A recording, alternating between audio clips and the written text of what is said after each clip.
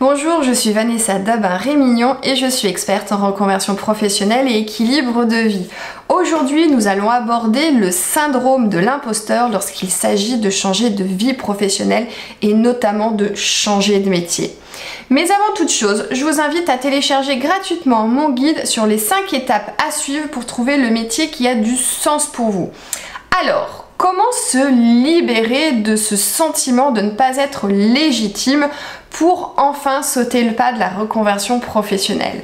La première chose à savoir, tout d'abord, c'est que le syndrome de l'imposteur n'existe pas. Un syndrome, c'est quoi? C'est une pathologie, c'est une maladie. Or, on a découvert, après des études, les psychologues ont découvert finalement que ce syndrome de l'imposteur, comme on l'appelle là avec cet abus de langage, finalement c'est une expérience que toute personne peut être amenée à vivre au cours de sa vie, que ce soit les hommes ou les femmes, on est tous sujets à un moment donné à ressentir ces peurs d'imposteur, tout simplement. Donc, pour la suite de cette vidéo, je ne vais pas parler de syndrome, mais je vais parler de phénomène, d'expérience de l'imposteur. Alors, comment ça se traduit au quotidien? En règle générale, les personnes qui se sentent comme ça, dans cette imposture, qui se sentent pas légitimes, très simplement, elles vont dire ces phrases-là, je ne suis pas légitime, je ne me sens pas à la hauteur, je ne me sens pas à ma juste place. Donc finalement, c'est le fait de ne pas être en accord avec soi-même. Si aujourd'hui vous avez ce sentiment, cette impression finalement d'être toujours dans le dépassement de vous-même parce que vous avez l'impression que vous devez toujours prouver que vous êtes compétente, et que vous êtes dans cette perfection, ou au contraire que vous êtes du genre à remettre au lendemain et à attendre vraiment le dernier moment, ce qui va générer chez vous du stress, mais c'est pas un stress qui est dynamique, c'est pas cette montée d'adrénaline que certaines personnes apprécient, au contraire c'est vraiment quelque chose qui est désagréable pour vous. Donc, vous avez aussi tendance à trop réfléchir, à tout anticiper et oui, vous êtes vraiment dans cette course-là à la perfection. Alors, ça veut dire quoi? Quand on est dans ce schéma-là, ça veut dire finalement qu'on a des croyances profondes qui vont générer chez nous des pensées, et ces pensées finalement ce sont des peurs. Et en règle générale, la peur qui est visée là, c'est la peur de l'échec. Cette expérience de l'imposture, de cette impression d'être un imposteur dans la situation dans laquelle on est, elle est souvent très présente chez les multipotentiels. Donc finalement, quand on est dans une situation où on vit toutes ces choses-là, on a peur d'être démasqué. On a peur que nos compétences, que nos capacités soient révélées au grand jour. Et du coup, même si sur le papier, on vient lister tous les faits objectifs qui prouvent qu'on est à l'origine d'une réalisation, d'une concrétisation et que derrière on a des félicitations, une reconnaissance, on va toujours faire en sorte de mettre ça sur le dos de la chance ou du fait qu'on a une équipe qui est super compétente.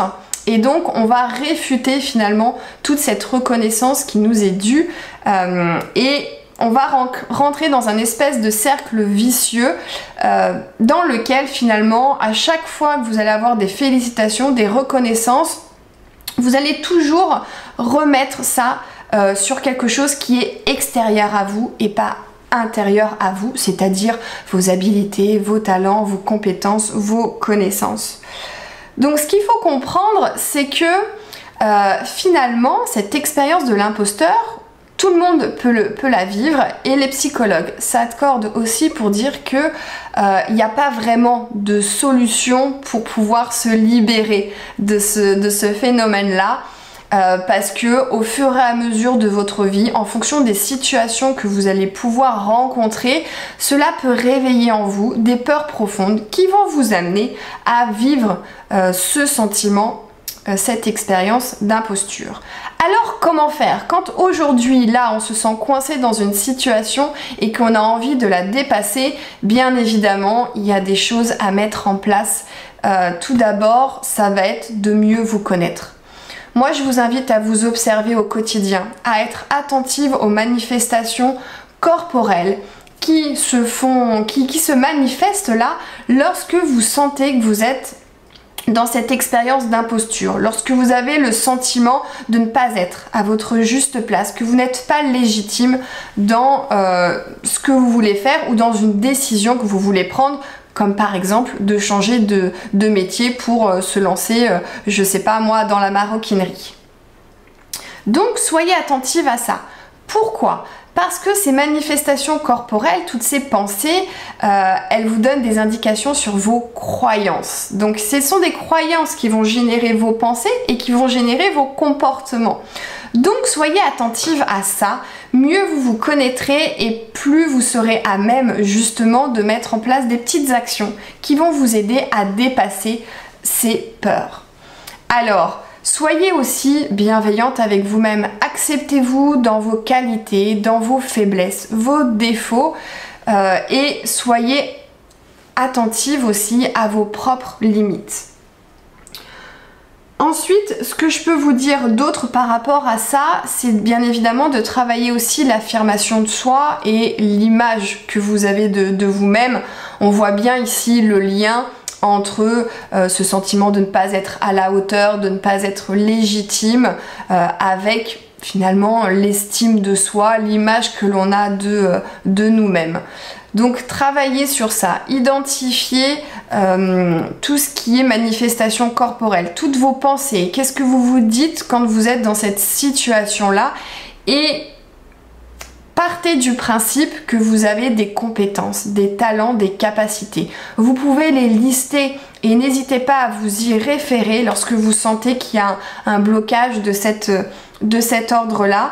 Et c'est ce qui va vous permettre d'avancer. Soyez régulièrement dans l'action, mais ne soyez pas trop non plus hors de votre zone de confort parce que ça va vous faire davantage peur. Envisagez une petite action que vous savez que vous pouvez réussir et qui va vous permettre de renforcer l'affirmation que vous avez de vous-même, en vos compétences, en vos qualités, en vos facultés et avancer comme ça au fur et à mesure vers ce que vous voulez réaliser, concrétiser, accomplir dans votre vie parce que vous êtes un être unique, donc vous avez des choses à accomplir ici et vraiment, soyez bienveillante et acceptez-vous tel que vous êtes et foncez. Finalement, foncez, allez-y et surtout, apprenez à changer le regard que vous avez sur vous-même. Elle est là la clé. Changez vos paradigmes, changez la façon dont vous vous voyez, l'image que vous avez pour vous-même et c'est ce qui vous permettra d'avancer avec davantage de sérénité. J'espère que ces clés vous aideront grandement. Surtout, n'hésitez pas à commenter cette vidéo, à partager avec moi vos expériences, ce que vous ressentez ou au contraire ce que vous avez l'intention de mettre en place pour pouvoir enfin sauter le pas de votre changement de vie professionnelle. Je serai ravie de pouvoir répondre à vos commentaires. Je vous souhaite une belle fin de journée et je vous dis à très vite pour une prochaine vidéo.